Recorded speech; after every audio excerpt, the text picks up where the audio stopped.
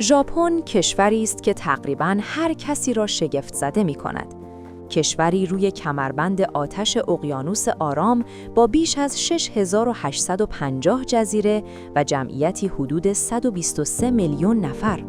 جالبتر این که 97% مردم فقط روی 4 جزیره اصلی زندگی می‌کنند.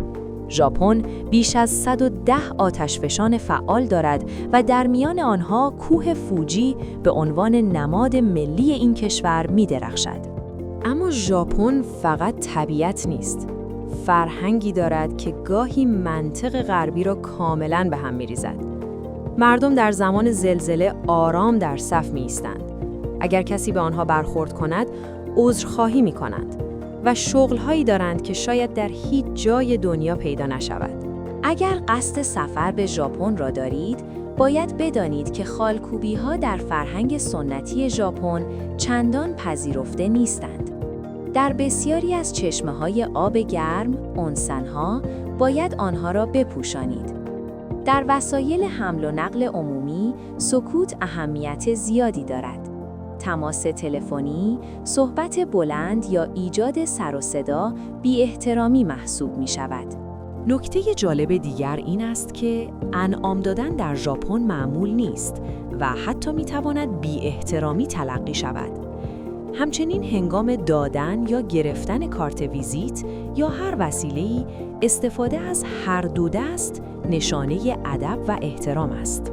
در ساعات شلوغی در ایستگاه‌هایی مثل توکیو و شینجوکو، افرادی را می‌بینید که با دستکش سفید مسافران را به آرامی داخل قطار هل می‌دهند. این کار کاملاً حرفه‌ای و آموزشی است و هدف آن فقط یک چیز است: حرکت دقیق قطارها در زمان تعیین شده، حتی تا ثانیه آخر. در محله‌هایی مثل آکیابارا، کافه‌هایی وجود دارند که در آنها پیشخدمت‌ها با لباس خدمتکار مشتری را ارباب یا پرنسس صدا می‌زنند. روی نوشیدنی‌ها قلب می‌کشند و فضای کافه را شبیه دنیای انیمه می‌کنند. این مکان‌ها برای بسیاری یک راه فرار از واقعیت روزمره هستند، هرچند فشار کاری زیادی روی کارکنان وجود دارد. برخلاف تصور عمومی، ژاپن فقط کوه‌های برفی ندارد. اوکیناوا با آب‌های شفافش شبیه هاوایی است. شیراهاما شن‌های سفید کوارتزی دارد و تپه‌های شنی توتوری مثل صحرای کوچکی هستند که مستقیما به دریا می‌رسند.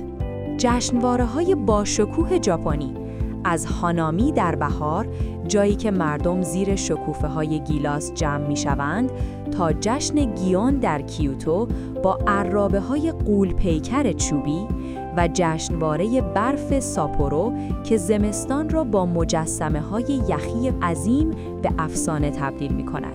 چهارراه شیبویا با هزاران نفر که همزمان از خیابان عبور می‌کنند، ایزاکاهای دنج، اتاقهای خصوصی کاراوکه و محله کابوکیچو چهره‌ای پر انرژی و در عین حال امن از شب‌های توکیو نشان می‌دهد.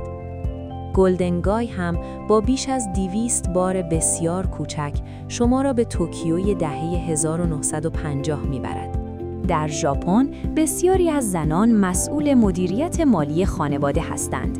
در دنیای قرار ملاقات، به جای دیت‌های 2 نفره، قرارهای گروهی به نام گوکان رایج است که فشار روانی کمتری دارد.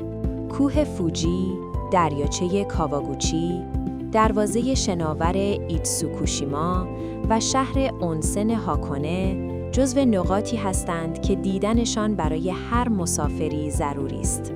هتل‌های کپسولی ژاپن نماد مینیمالیسم و کارایی هستند، با فضایی کوچک اما کاملاً مجهز.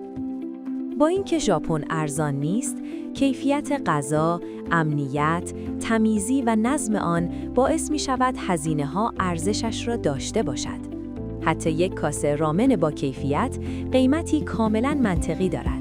برای شهروندان آمریکا، کانادا، اروپا و بسیاری از کشورها ویزای 90 روزه بدون نیاز به درخواست قبلی ارائه می شود. با ثبت اطلاعات در سیستم آنلاین ویزیت ژاپن وب، ورود به کشور سریع و ساده است. ژاپن کشوری است که هر بار چیزی تازه برای شگفت زده کردن شما دارد. تنها سوال این است: چه زمانی می‌خواهید قدم به این سرزمین بگذارید؟ اگر این ویدیو برات مفید بود، خوشحال میشم لایک و سابسکرایب کنی تا هر روز ویدیوهای بیشتری از من رو ببینی.